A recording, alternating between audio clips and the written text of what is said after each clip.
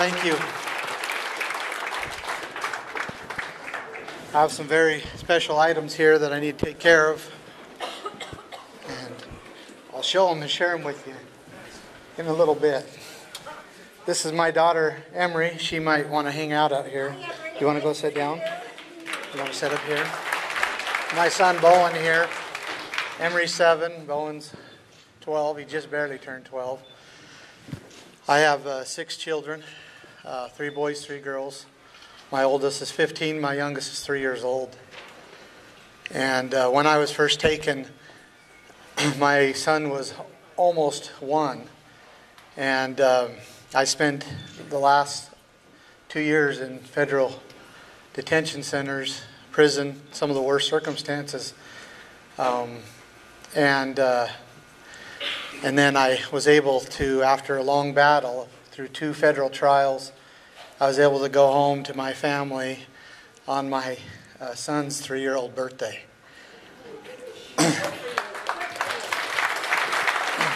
So we'll talk a little bit about, I'll give you a little bit of background. So my family are five generation ranchers in southern Nevada. My great-great-grandfathers, or great-great-great-grandfathers, moved into the area in 1877. In fact, January 7th, 1877 is when they came into the valley, and it's a desert. I mean, it's as desert as you get. And they were sent down there by Brigham Young to go check out the area and to try to establish it if they could. And in fact, they weren't the first to be sent down there. The first group that went down there, they came back after not even a year, and they said that the area was uninhabitable. And so that gives you a little bit of idea where my family went. And there is a lot of beauty down there, but it is also a dry desert. And they began to establish the fields. They had to level them. They had to a water diversion. I mean, much of what has happened here as well. The water diversion it was miles above, so they could get the flow down to the higher fields. And then they also came in that valley with cattle, and they began to graze up on the hills. And what they found up in the mountains, the foothills areas there, they found springs. They're very small springs, but any little water, any drop of water was just extremely valuable. So they captured those springs, and they began to divert them throughout the desert so that the cattle wouldn't have to move so far for water. And we're talking about an area where it takes about 100 acres to produce enough food for 1 cow. And so my father ranches in an area about 200,000 acres. And it's still, I remember when I was 15 years old, I always had a dream to be able to, work on the ranch and have that lifestyle. And I have several brothers older than me. And my dad said to me when I was about 15, he said, "Son, this ranch is only, produce enough for maybe 2 families. There's just not enough, there's not enough income to be able to produce enough profit for more than 2 families." And it was his way of trying to tell me, "Son, you better find another way." But it wasn't, it was just simply the facts, the reality of things. It's just not an easy place to produce cattle. But yet, it's amazing that my dad and other ranchers in that area have been able to put cattle out on the desert, develop, if you want, the breed to be able for them to live out there. They have to have at least a quarter of Brahma in them. We always they have to have some ear in them, and that's because the Brahma is the only breed that sweats. And so otherwise they literally will just die out there. They can't survive. And so that's, and my forefathers came in there, and they began to carve a living out of that area, and it was very difficult. And In 1890, they decided, well, the state of Nevada provided a way for them to register their water rights, to take these waters and file them with the state. And the state called them stock watering rights, and they were tied to the grazing rights. And so all the processes, the legal processes took place. They filed them in the state of Nevada, and today my dad holds deed to 11 livestock watering rights in the area. And he established those rights legally through the state laws. And my forefathers did as well, and they were either purchased by him or he inherited them. So then what started happening around the late 80s, early 90s, and it had been going on before that, but the Bureau of Land Management primarily came in and said basically there was 53 ranchers in that area. And they said basically we're going to shut down your ranches. We're going to take your allotments and close the allotments down. And this was after a whole couple decades of regulation. And several of the ranchers were actually gone out of business or couldn't make it anymore or had to go to work in construction or something else to subsidize their ranches because they couldn't sustain their living there off of the regulations. And let me just give you some of those things, those regulations that the Bureau of Land Management was imposing upon them. Things such as not allowing their cattle to go out only during certain periods of time. That basically they were shortening that time. And in that area, because it's such a large area and you have to gather your cattle in a different way than most these ranches do, it's very expensive and you really can't gather all your cattle like you don't go out in the field and just gather them up. It takes months to gather all your cattle. So these regulations of imposing that they had to gather their cattle and then feed them somewhere else and then put them back on was very difficult. And then also they would minimize their cattle count to the point, and it got to the point where in their own codes and regulations there was absolutely no way that the ranchers could survive. And in the Southern Nevada District Office, Bureau of Land Management District Office, there was a slogan that the district manager had in her office. And it said right on the wall, no moo by 92, cattle free by 93. And it was obviously that their objective was to remove the rancher completely from the land, all the cattle. And they were doing it through these regulations and imposing these things and forcing them upon the ranchers to the point where there was no way for them to survive. And that was their goal. And it might not make sense, and I hope I can tie some of these things together of why they did these things and why they're doing them to you and have been for many years. But that's what was happening. And so it got to about where there was about 12 ranchers left. All the rest of them they just couldn't make it any longer. They ended up, generational gaps. The old ranchers got tired and they got too old and they'd pass it on, and the younger generation didn't want to fight, and it ended up being where it got down to about 12 ranchers. And then in conjunction with the county, the federal government basically went in there and offered these ranchers to buy out their grazing rights. And so they did, and they bought 10 of the 12 grazing rights. So now there was only 2 ranchers left. And I remember when that happened. I was probably 12 or 13, about the age of my son Bowen here, when that happened. And I remember my dad being very, very upset about it because they only paid him $75,000. And my dad was but that's how desperate they began, because they could see, and they were actually being threatened, that if they don't take the money, that they're going to be put out of business anyway. Their allotments are going to be closed. So you might as well take the money and be happy you got a little bit.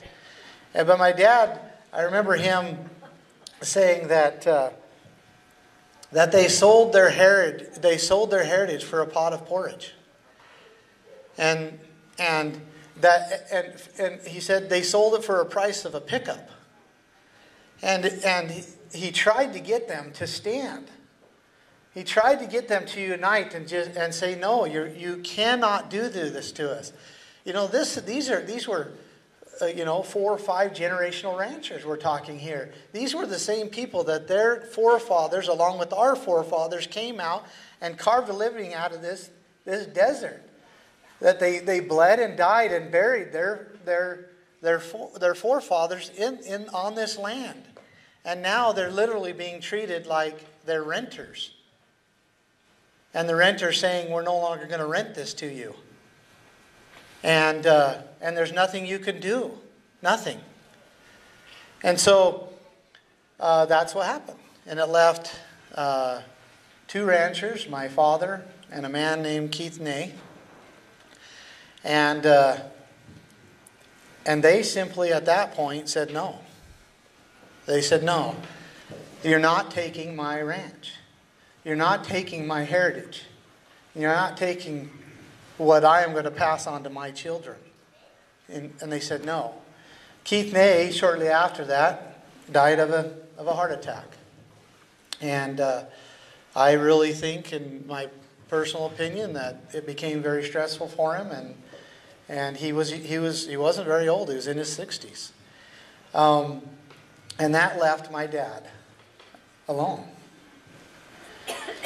But the interesting thing is, if you back up just a few, probably 10, 15 years before that, when you had all these ranchers still ranching in that area, and they could see that these regulations and these actions from the federal government were basically going to put them out of business. And they began to search for their rights. What rights did they have to be there? You know, they knew they had rights. They understood that these rights were established by prior appropriation and by beneficial use, and that they were there, they were documented, that they had followed all the state laws. They knew that all these things were happening. Go sit down, okay? Thank you, I love you. Go sit down. Okay, she's not going to sit down. That's okay. Yeah. And so the ranchers together began to study how are they going to defend their rights.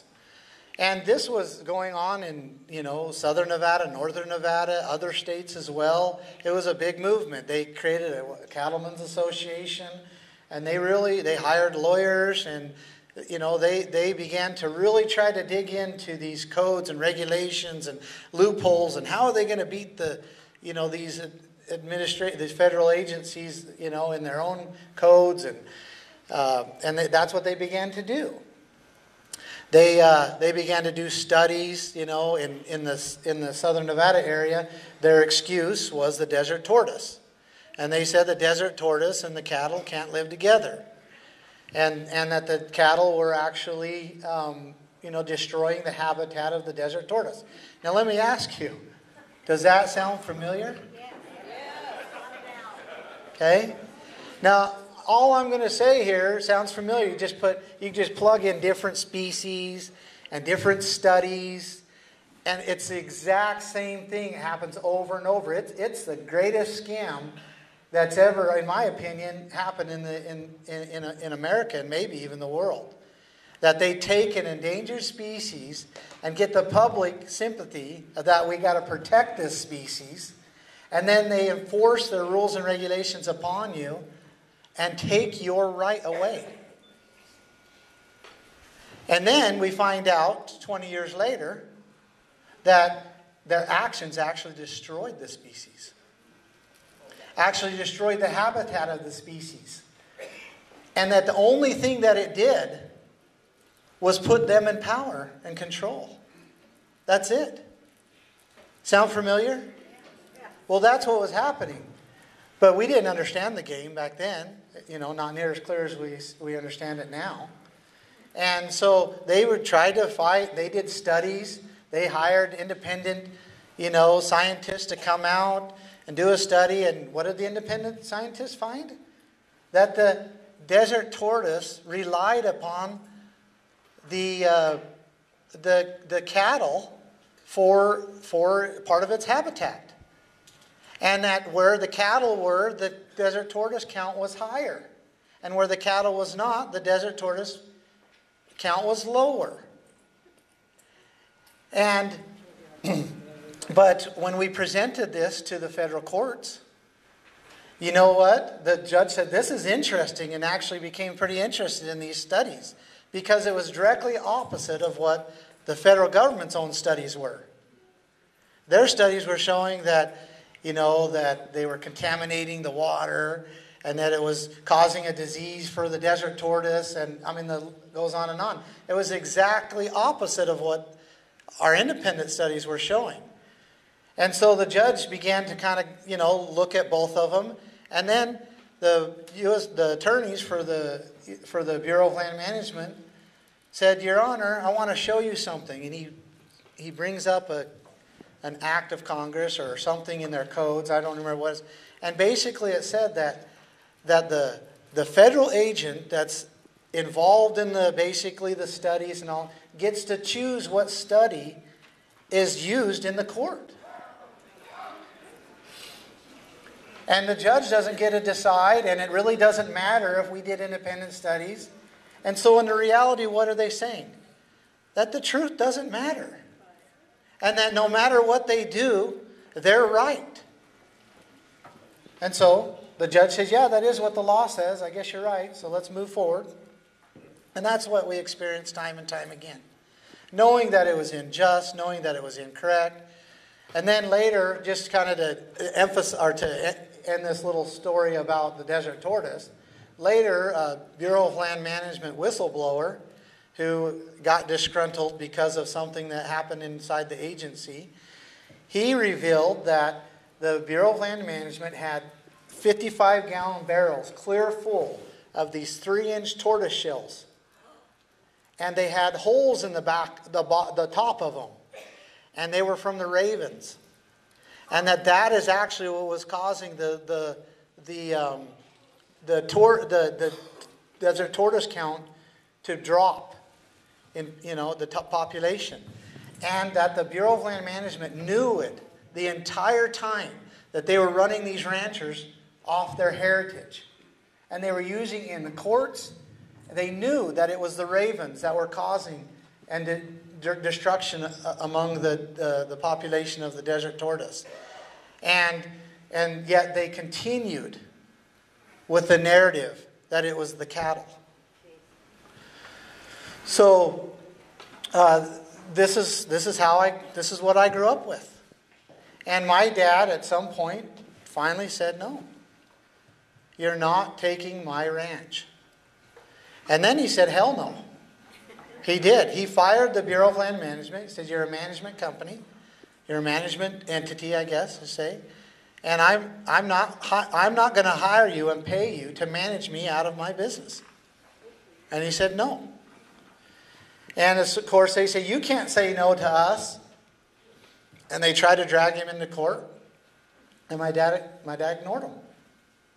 And he ignored him primarily for 20 years. And every time they tried to impose something on him, he would basically say, I've followed all the state laws, and the federal government has no jurisdiction on this land. And the federal government didn't know what to do with him. And I want to explain to, especially to the ranchers and to the land users in this room, something that protected my dad. There's a couple things that protected my dad. I'm going to mention 3 of them. One was my dad would not sign a grazing permit, which is a contract. That's all it is. He understood, after all this study that him and the ranchers did, he understood that the federal government does not have jurisdiction over the land and the resources. That they're actually acting outside the Constitution when they do so. He understood that. So therefore, he knew that the only power they had was when you give it to them by signing a contract. A contract is what? It's this. It's, I agree to do this, you agree to do this, and if we violate that, or I violate it, their contracts are like, if you violate that, this is the punishment. And so what would happen was, the other ranchers and ranchers all over the West would sign these grazing contracts, and it says right there that you have to obey us, you have to do what we say, our range cons say, and if you don't, these are the things that we can impose upon you.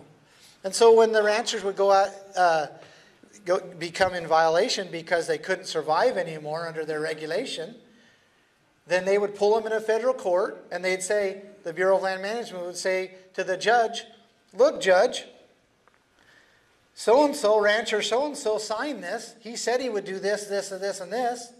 He hasn't done that. He signed it and agreed to it. So therefore, judge, you have to do this, this, and this. And the judge would go, yep, you're right. Slam the mallet down. And my dad would never allow himself to be in that situation.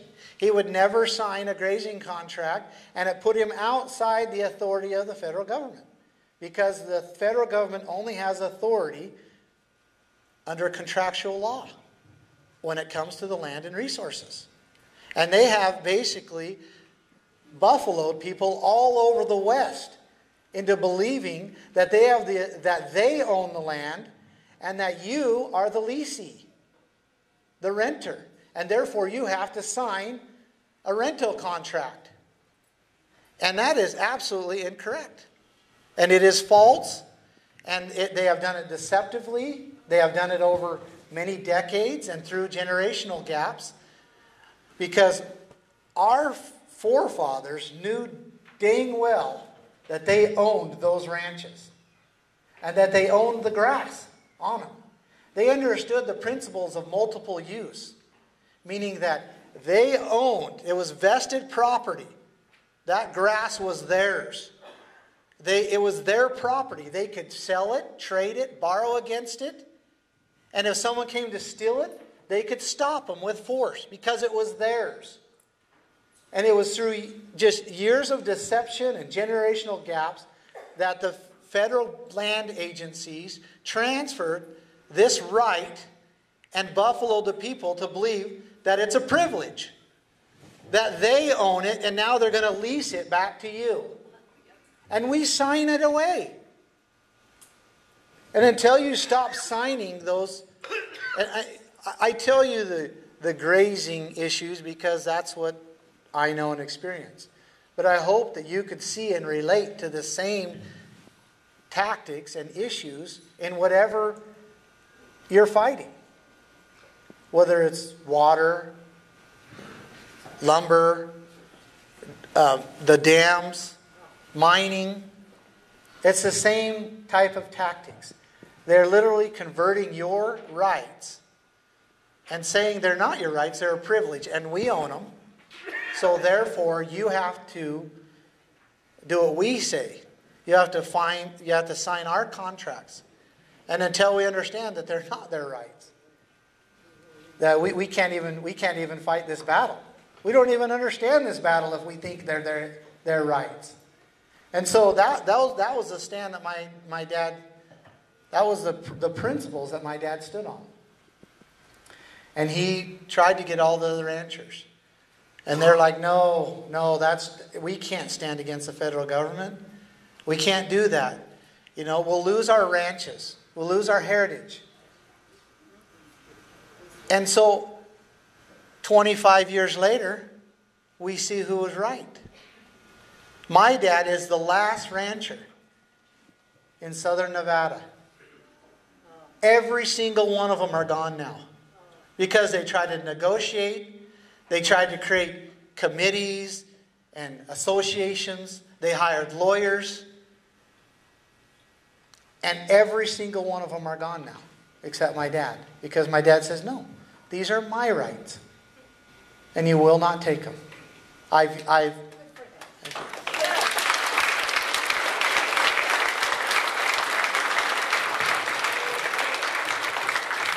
So now there's still more to this story, right? What were the other things he did? Thank you. So thanks for the reminder, seriously, because it's very important. I said I would mention three things. One was he wouldn't sign the contracts. He would not say that someone else owned them. He said, these are mine, and he was claiming them as his. Second, he called on the state and the county sheriff, okay, to protect. Okay. Now, I want you to understand that they never ever really did, at least to the full level. But he did reach the county sheriff several times and met with them and explained to him that these are my rights. I have inherited or purchased these rights, and they've been in my family for many generations. And I've continually beneficially used these rights. I've improved them, and they're mine. And there could have been a lot of legal talk back and forth, but he made it very clear to the sheriff that you are elected for only one reason, and it's not to give people on a county road a ticket. You are elected for one reason, and that reason is to protect the individual rights in your county.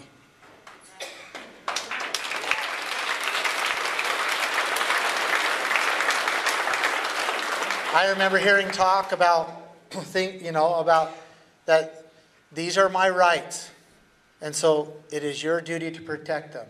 And it's interesting, in the sheriff's oath, when he takes an oath to defend against those both domestic and foreign. Isn't that interesting? He doesn't take an oath to defend,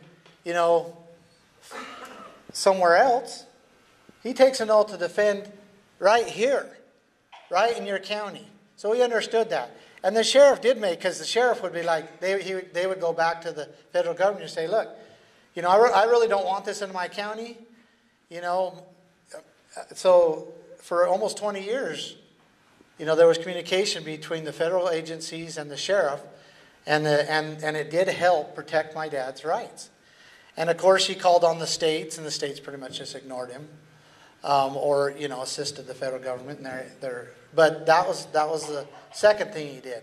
And the third thing, he was very public about everything he did. He wrote letters and got the media involved, and always very public.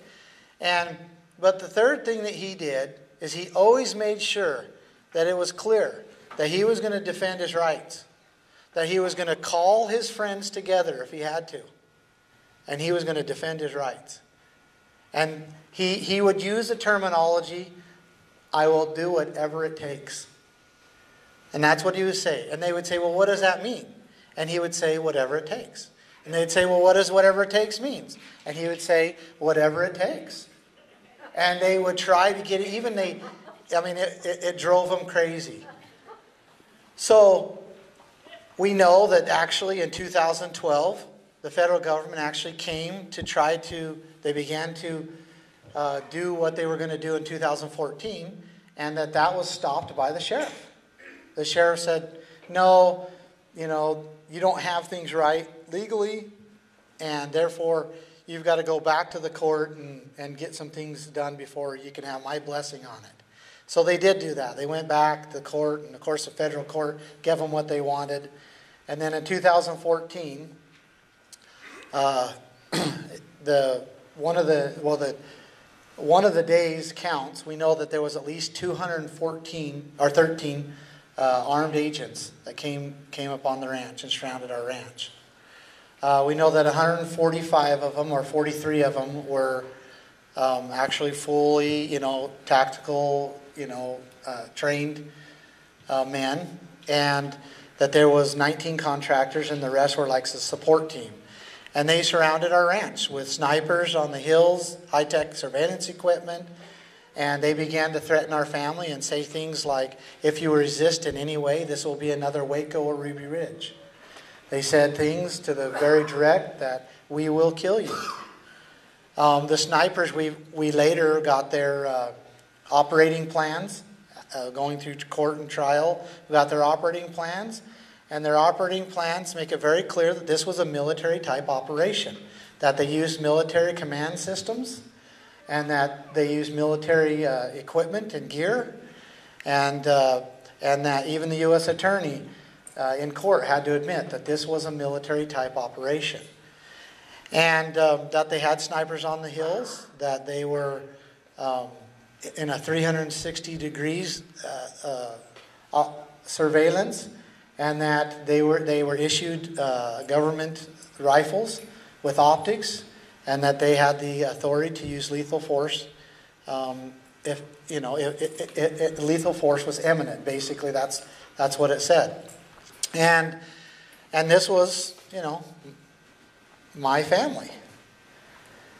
I could go into a lot of details about what happened, but ultimately, we kind of came together as a family, and there was, at the beginning, we really thought that they were going to kill us, and we had every reason to believe they were literally threatening. They were everywhere they went. They would be a convoy, of 4 or 5 or 6 armed vehicles escorting, like the contract cowboys, equipment, truck, trailer, whatever. And it was just amazing. They had helicopters. They had locked down the whole range and had guards on each road going out off the main road. And I do not have time here to tell you all the details of what they were going to do, or what they were doing. Ultimately, it was calving season, and they were running the cows really hard with helicopters, leaving the baby cows out in the desert. And they were actually killing several of the cows, just running them to death. When everything was said and done, they had dug a huge pit and were just throwing the dead cattle in there. They were shooting our prize bulls and other cattle from the air, from helicopters. And the agent in charge, Dan Love, said that I can do whatever I want with these cattle. They're government property. And he said, I can shoot them and throw them in a pit if I want. And those are his own words. So that happened. And the interesting thing was we didn't know what we were going to do. We were just praying and asking for guidance and protection and direction. And we came together as a family, and we began to pray and plead with the Lord to help us and bless us. And things started to evolve where we were able to make little stands. A little stand here and a little stand there. And people started seeing that locally at first, and they started to gather. And more people. And then on Wednesday, they were coming down out of the mountains, and they were in. There was 13 armed vehicles, and they were escorting a dump truck pulling a backhoe. And this concerned us. We didn't know. We thought it was either a rendering truck, or we thought that they were up there, destroying something. And basically, again, to make a long story short, we protested them as they began to come on the road. And they got out of their vehicles with their dogs and began to sick their dogs on us and do several other things to us, which we found out the day before that they were training their dogs using the exact same words that we were using when we were protesting the day before. So they're actually training their dogs to attack, using the very words that we were using the day before. And I was on my four-wheeler and kind of came back up around them, and I was trying to get up on a high enough elevation that I could see in the back of that dump truck. And I could never get high enough that I could see what was in the back of it. So as the dump truck came on the road, I come down with the four-wheeler, and I drove right in front of that dump truck and put the four-wheeler in park and put the brake on and stepped off the four-wheeler. and began to ask them what was in the back of the truck. And of course, there's, several, there's probably, I don't know, there's 20 or 30 federal agents there. And they're, screaming and yelling, and they sick their dog on me at first, and then they end up tasing me multiple times. And but we still stood there in front of that dump truck asking what was in there. And once kind of they tased us multiple times, sicked their dogs on us, and we still weren't willing to move. I actually walked around the dump truck and climbed in the back of it and saw with my own eyes what was in the back of that dump truck. And I know this might sound a little insensitive, but what I saw in the back was worse than a rendering truck. What I saw in the back of it was there in the mountains destroying our water infrastructure that had been in those mountains for over 100 years. And they knew exactly where our rights were. They knew exactly what they had to do.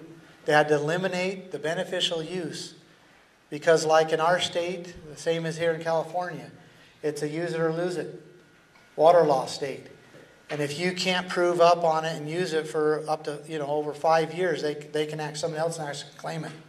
They knew what they were doing exactly. They knew that our grazing rights were tied to our water rights, and they knew that if they can eliminate our water rights and the use of it, that they can eliminate our grazing rights as well. And it was interesting because when we went through trial, and I'll get to that a little bit, we saw how afraid they were that we knew that we owned those rights.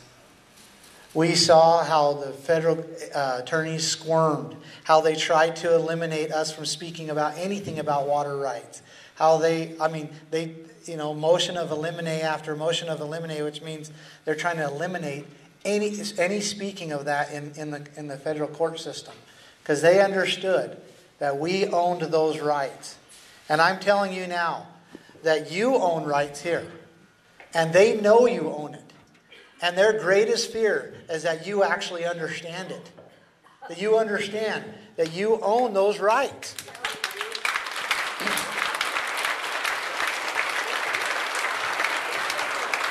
Because the first part of maintaining rights is claiming them. Knowing that they're yours. That's the first part. You have to claim your right. You cannot maintain your right and say they're not yours. And we wonder, because all of us do, why we are losing our rights. But yet we will not claim them. We won't say that they're ours. And I don't know if that's the good nature of most humans. I don't know. But, maybe it seems too greedy to say they're ours. But it is divine law for an individual to own property.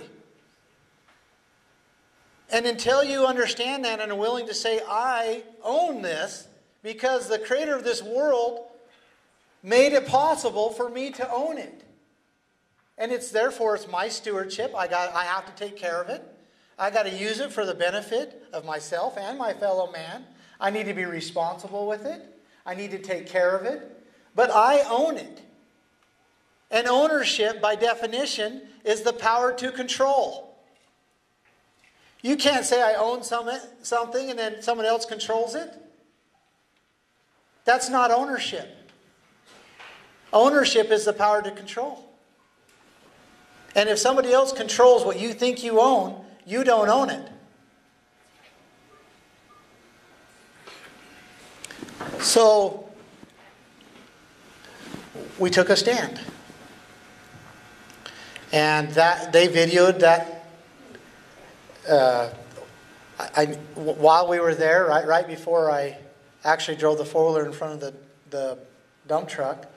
One of the federal agents comes right behind my Aunt Margaret, 57-year-old woman, and literally picks her up and body slams her on the asphalt. And if you think I'm exaggerating what I'm saying, I want you tonight to go on the internet and watch it. I am not exaggerating to try to you know, to make this something that it's not. And but we stood. We knew that right there and then that they were going to have to take our lives away before they were going to take our heritage and our livelihoods away. And when I came to the ranch, because I didn't live on the ranch, I don't live on the ranch now. When I came to the ranch, there's many circumstances that actually brought me there. But I actually said to the county undersheriff, I said, this is not worth dying over. I actually said that. And I tell you, by Wednesday, when I saw what they were doing, I completely changed my mind. It was absolutely worth dying for. Because I knew that I couldn't pass on to my son what was happening there on my father's ranch. And there was many others that believed the same thing. So we stood. And that little incident there on Wednesday was caught on video thanks to our phones and social media, which is a great tool to defend and protect ourselves when we're in the right. And in fact, by that night, if I remember clearly, and I'm pretty sure I have it right, that video had 1.3 million views.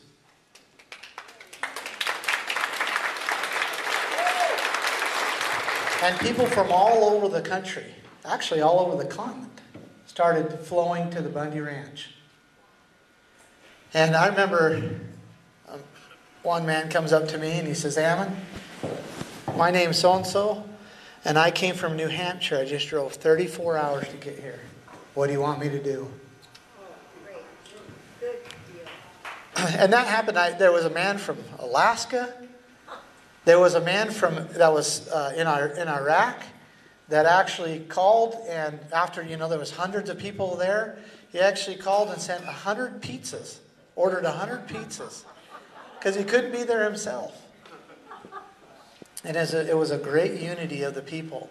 And ultimately what happened was it escalated, they continued, and then once these federal agents began to see that the people were united and that they were not going to be deterred, that they were there to stand, that they actually stopped the operation, and they gathered all the cattle that they had, which is almost 400 head of cattle at this time, put them in a corral, and they had plans to sell those cattle. They actually had an livestock auction in central Utah that they paid reportedly an extra $300,000 just to run them through their auction. But what happened was the governor of Utah ordered them to not bring those cattle into Utah. That's right. They even put the Higher Patrol at the check station and said, any cattle that come in here, you check to make sure that they're not the Bundy's cattle. And if they are, you do not let them come into this state. Idaho wouldn't let them come into this state. Arizona wouldn't let them come to it. And actually even California, the auction yards in California would not sell those cattle. And they were stuck there on the Bundy Ranch. Until enough people from all over the country could come together and go up there and insist that they release those cattle. And Shows you how good Americans are. What's that? It shows you how good Americans That's right. It shows you how we defend our rights and how we unite and come together and do that. And so what happened? I wish I could show you a couple pictures, because I have a picture of I don't want to exaggerate, but I would say it's almost a half a mile, bumper to bumper, and I'm not exaggerating, of federal vehicles on their way out of the Bundy Ranch.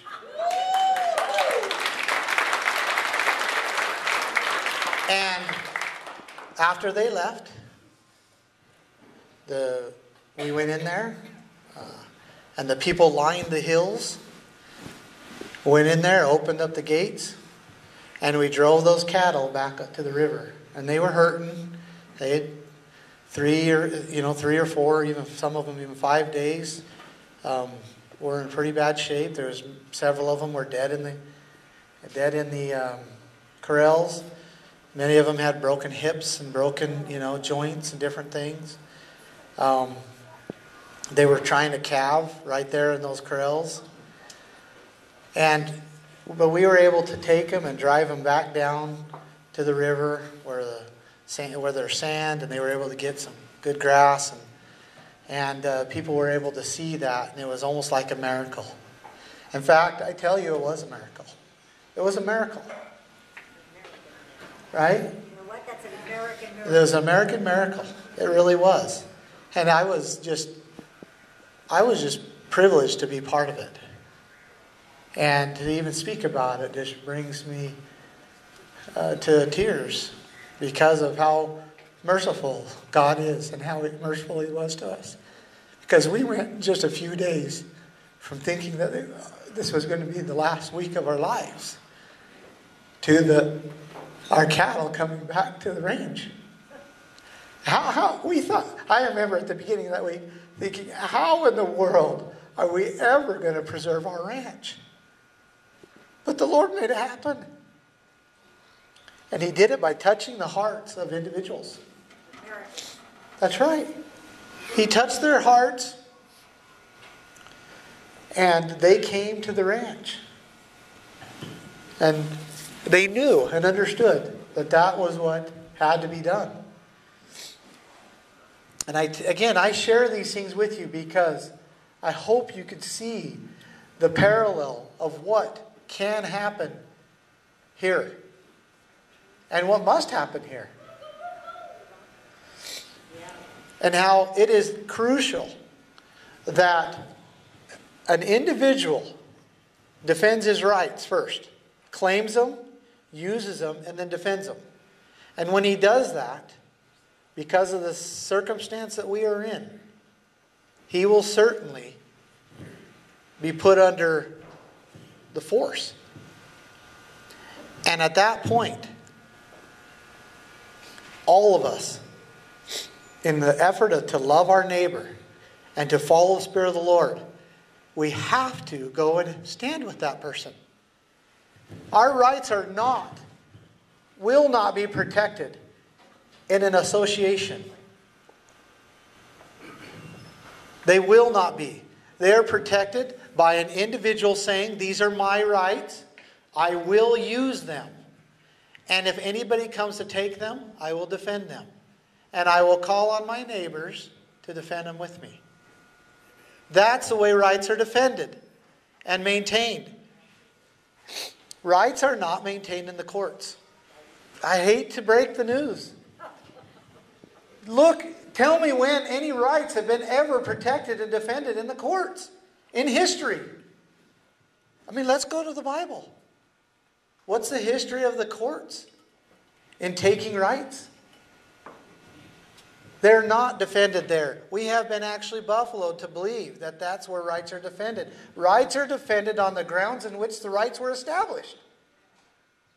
Which is your ranch or your waters. If that water right was established right there at the diversion of when that water began to be beneficially used by you, that's where that right is defended, is right there at the diversion. It's just a fact. It's natural law. And we believe that our rights are somehow protected in some court that's arbitrarily being controlled by a judge. And I like what my dad says best about the federal court system. He says, going into federal court with a federal judge and federal attorneys and federal agencies and federal rules of regulation is like a man coming into your house comes in your house and beats up your wife and children. So you take him to court. And they say, all arise for the honorable judge, and in walks a man with a black robe, and it's the very man that beat up your wife and children. because that's what it's like.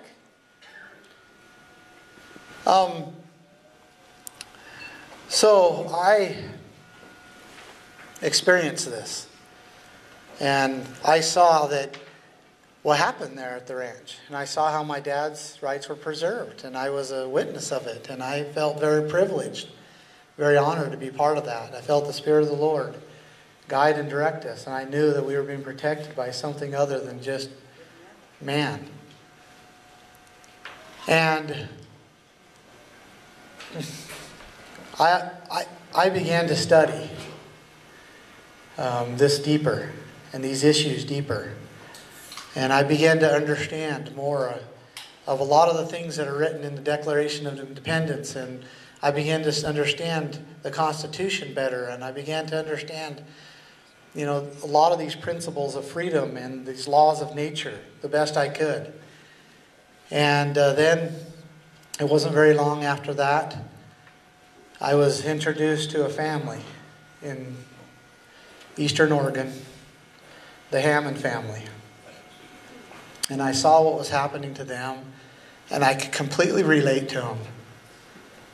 And I could just see, and I began to study without them even knowing what was happening to them. And I could see exactly what was happening, that this family had suffered for several decades, in very much the same way in which our family had suffered.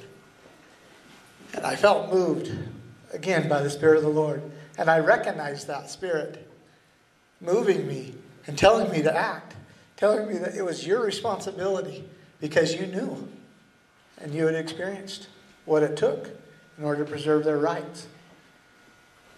And so I began to do and follow, the little guidance that I was getting the best I could. I went to the county sheriff and told him, hey, your only duty is to do this. And we met many, many times. And he just wouldn't stand. And I also understood that as soon as they found out that the federal government found out that I was there, that they began to send agents to his office. And that sheriff was in a great, great conflict with himself. But the influence was too great. The federal influence was too great. And he began to fold, and I could see that. And so we put together a petition of redress of grievance to petition our government. And we asked them to do something very simple in that county. We asked the county sheriff and the elected representatives to put together an evidential hearing board. All we were asking them to do is to look at the Hammond case and to determine if what was happening to the Hammonds was just or not. And then make decisions after that. And we had literally tens of thousands of people sign that petition. At one point, because there was an online signing process, at one point, we were getting a signature less than every 3 minutes. And we actually had to send that petition when people were still signing it because we needed to get it to the right people. And they ignored it. I mean, not even one response, email, nothing. Completely ignored it.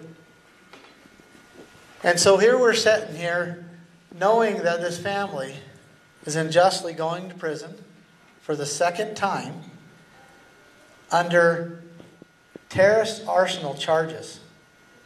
They actually charged them under terrorist arsenal charges under the effective death penalty, the Anti-Terrorism Effective Death Penalty Act of 1996, as arsenal terrorists, which held a minimum of 5-year sentence.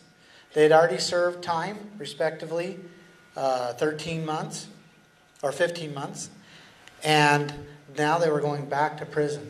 There's a lot of history there. But it was completely unjust. The law, I mean, I won't get into the details, and then we were exposing the injustice. We were trying to go through a Republican form of government in order to bring light to it, get them to stand, which is their duty and the whole reason why we have them. And we were being completely ignored. Tens of thousands of people signing petitions. Anybody who has had a petition knows that that's quite an accomplishment.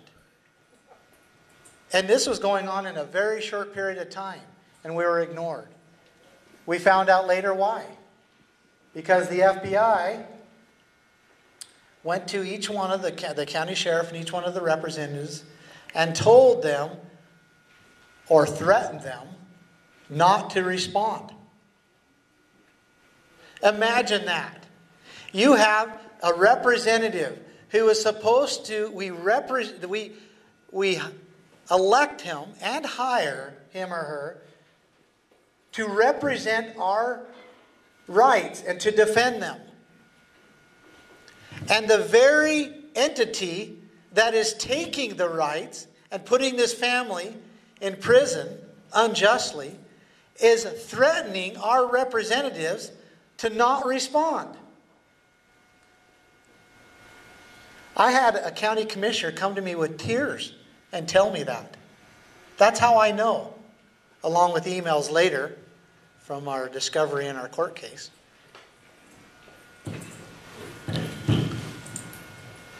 And so, what were we to do?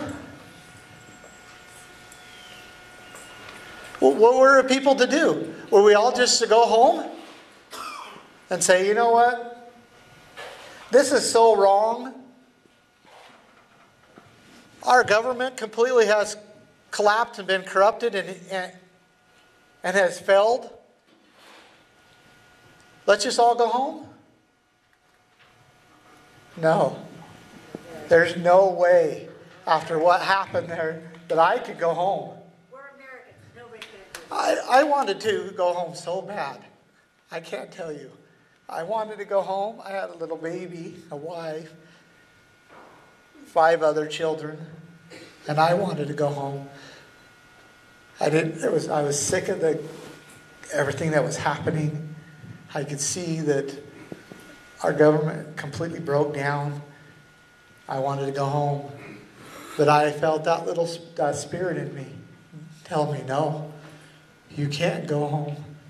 If you go home, you'll never have peace again in this life. And you'll be accountable to me in the life after. And I knew I couldn't go home. And so I began to try to understand what I was supposed to do and what I could do. Trying to look for a peaceful way in which we could bring as much attention to this as we could. And I began to be able to see that there was a wildlife refuge about 35 miles out of Burns, and it was surrounded the Hammond's Ranch. And they were very instrumental in trying to take the Hammond's Ranch and a lot of these issues that were happening. And I felt very, very clear and very sure that I was supposed to go into that refuge with as many people as would follow me, and we were just supposed to sit right there and do it in a peaceful way, do it on a weekend when no one was there. And so that's what we did. I did a bunch of research on the refuge and found out again that refuge was about 187,000 acres, and that at one time all of that land was owned by private ranchers, and that over a 60-year period of time, those ranches, through many different deceptive and forceful ways, lost their ranches, and they ended up being titled to the U.S. government under the U.S. Fish and Wildlife Service. And by this time, I had studied quite a few of the laws, and one of the laws that I studied was what's called the adverse possession law. And it's a law in all the states. It's a natural law. It is absolutely necessary to have adverse possession. And I could go into that and tell you why, but it is one of God's laws in order to make sure that a certain entity or a certain man with a lot of money or doesn't come in and suck up all the land and hold it to himself. And I began to study these laws. Anyway, we went into the refuge there, and I clearly saw before I went into the refuge that adverse possession was exactly what the federal government was using upon the people. And there are certain things you have to do. You have to go in and openly say claim it. Right? For yourself. You have to raise the flag, change the signs. And you watch, if you understand what the federal government has done, or the state, it doesn't matter, because I know that you live in California. I haven't forgot that. They come in and they put their signs up. They began to tag everything, because what they're doing is they're actually adversely taking your property. They have to put their signs on it. They map it, and they put their name on the map.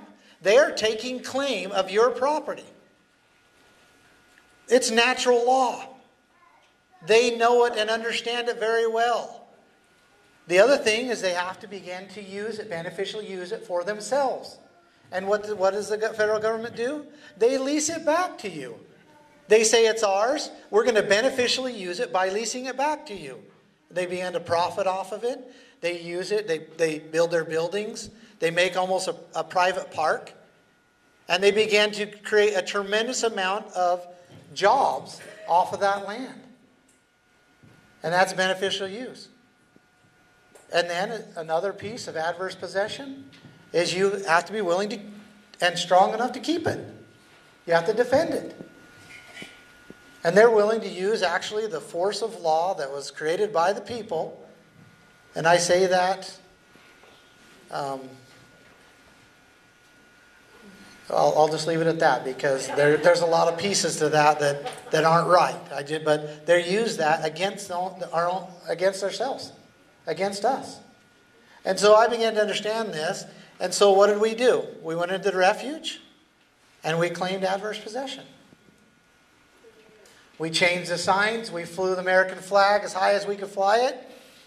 And we said, this land belongs to the people of Harney County. We changed it from the Malheur National Wildlife Refuge to the Harney County Resource Center. We changed the signs, and we began to take a loop, and as far as we began to change the signs, and we had a radius that we changed the signs, and it was going to get bigger and bigger, right? And we said, and then we had a use plan. We began to they had a whole bunch of equipment there. We had a whole use plan when the snow melted to get those people back. And we were basically reversing adverse possession, because that's how they've taken it from us. And we were doing that, one, because we felt it was right, and two, because we knew that it was going to be an example of how and what people must do in order to preserve their rights. Now, the interesting thing is, the Lord was protecting us the whole time. Because what happened was, and this is, I know I might be talking about for a little bit longer than Debbie wanted me to, but the Lord was protecting us, just like He protected us in Nevada. Because what happened was, when after we were arrested, we were thrown in those horrible places, and we had to fight and suffer through a 10-month trial in Oregon. That was just the first part of it. But when we got in the courtroom, and we were finally able to get the truth in front of the jury, we began to tell them exactly what I'm telling you today. And we began to show them, under the protest of the U.S. attorneys, how adverse possession is legal. It's legal. In every state of the United States of America, it is legal. And that's what we were doing. And the jury saw that. They understood it. And they said what those men and women were doing there, besides standing up and loving their neighbor, was legal. And we were acquitted on all charges.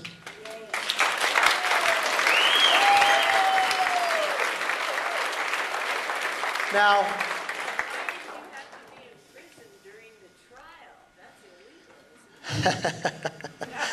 Yeah, that's a whole nother. She asked, why did I have to be in prison during the trial? Well, just so you know, that while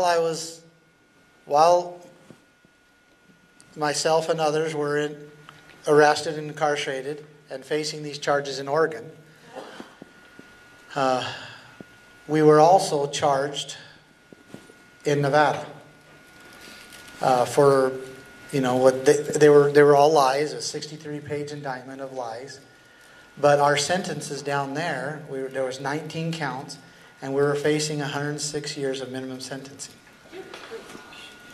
And as many of you know, the Lord again, it took almost 2 years, but the Lord again protected us down there.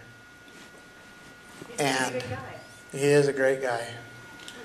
And ultimately, those charges were dismissed against us because of the corruption and deception of the federal government in the court system. The court finally said that this is too much. I can't even cover this up. And therefore, we have to dismiss these charges with prejudice, which means they can't bring them up against us anymore.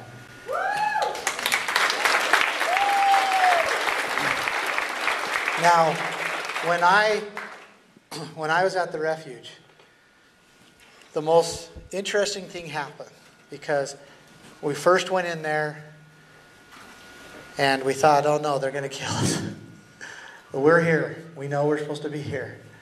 And what we had hoped, and at least what I had hoped and what I had planned and felt, is that people would start to come. And we would have an opportunity to share with them what we were doing. And they did. At first, I remember a rancher comes, knocks on the door, and we open the door slowly, and he has a pot of soup.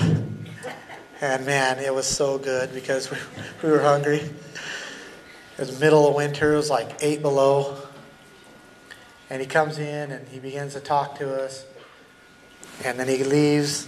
He tells his friends and his neighbors, and they start coming. And next thing you know, we got hundreds of people coming to the ranch, or to the Refuge. And they're wanting to know. And so we began to do seminars and talking to them about their rights. These being their rights, not somebody else's rights. And then something very interesting started happening. Because we started to see the veterans coming. And even law enforcement officers. Because they began to understand what we were doing. And I want to show you a few things. A man came, and he was airborne in the Army, and I have to apologize. I didn't serve in the military. And so the terminology I don't understand. But he gave me his hat. He says, this is the only thing that I have that I could feel that's important enough to me to give to you. And he takes his hat off. I imagine that's very important to him. And he gave that to me. And I said, I don't know if I can take that. And then a man came, and he was in a wheelchair. He had lost both of his legs serving in the military. And he gave me his officer's jacket. And you see there, he was a diver as well. Or he was a diver. And he had, that's 20 years of service. Yes. And this man had no legs. And I was like, I cannot take this from you. But he insisted. He insisted that what we were doing was serving our country. And that he wanted me to have this. And I've never worn it. I would never wear it. Because I don't feel like I earned it. But he insisted that I have it. Another man had served as a law enforcement officer, I believe, for 28 years. And he gave me his duty badge. And I kept it in my pocket. And when I was arrested, they took it from me. And now they won't give it back. But it was his 20-year duty badge. And he said, I feel that what you're doing is so important that you need to have my duty badge. And I didn't. Make them give it back. They're thieves, young lady. They are. About that. And thieves don't give things back very easily. Then I had another man. He served as a colonel. And he came to me. And who knows what the Purple Heart is? Who knows what the award is that's just the next level higher than the Purple Heart? It's the Bronze Star. And he gave me his Bronze Star. Can you imagine? Can you imagine a colonel in the U.S. military giving me a Bronze Star? I don't deserve this.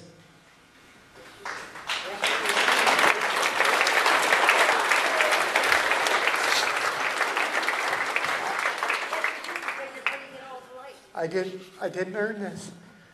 But he gave it to me. He insisted that I have it. And I had to take it in honor of him and his sacrifice. But if you, I recommend that you go and find out what it takes to be awarded a Bronze Star. It's a tremendous sacrifice. And then, a man comes up to me. He gives me this flag.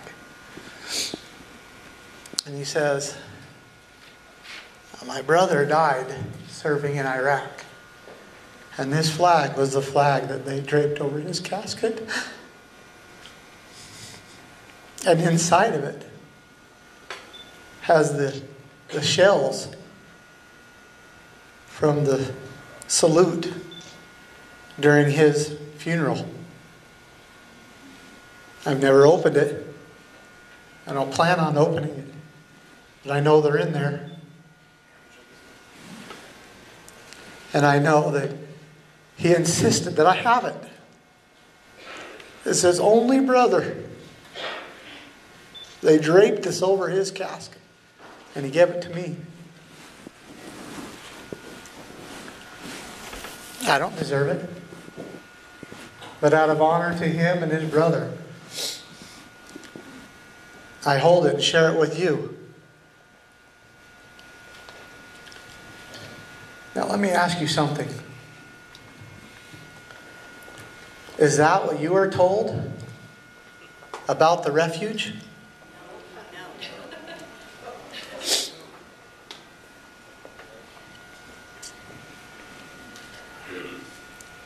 Why? Why weren't you told the truth?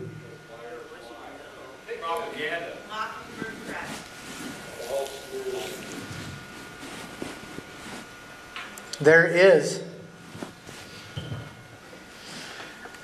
an effort. There is a conspiracy to take your rights and to consolidate them into one body.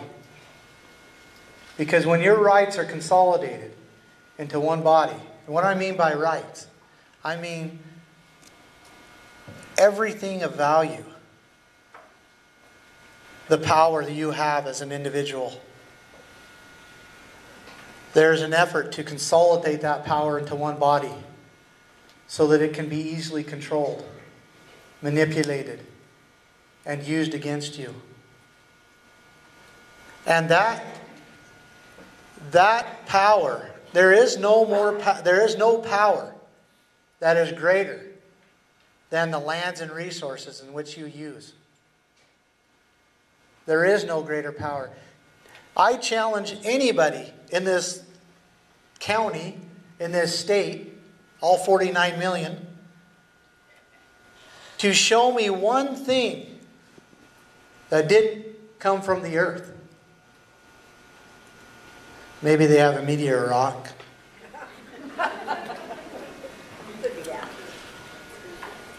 In this room, show me one thing that you use, benefit from, eat, enjoy, rely upon, that did not come from the earth.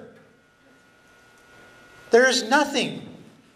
This computer, the food we ate, the cups, the chairs, this building that we're so grateful to have, our homes, it came from the earth.